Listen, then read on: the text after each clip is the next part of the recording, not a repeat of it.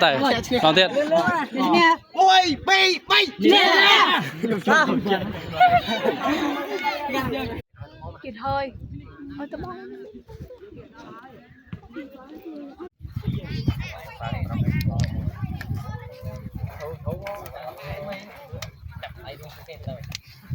lên chill chill tới bạn ơi.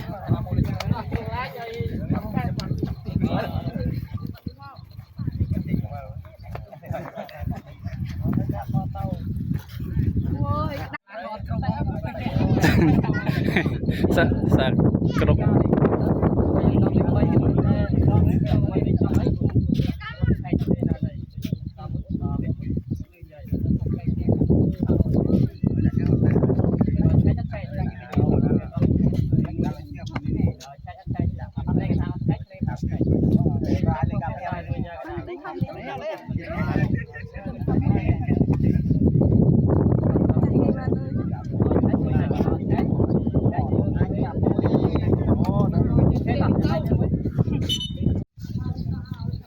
chỗ lại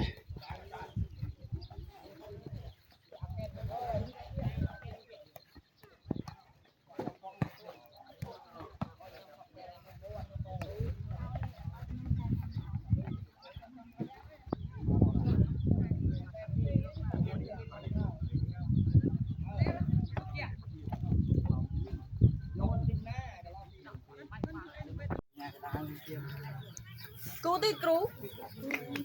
đánh cua chạy gì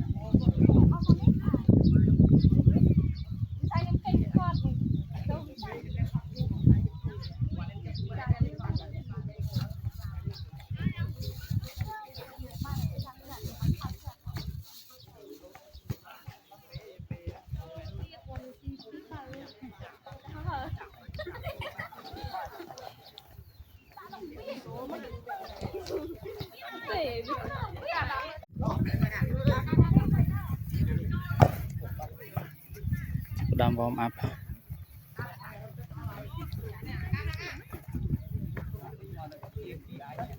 cho đò mang lên nhảy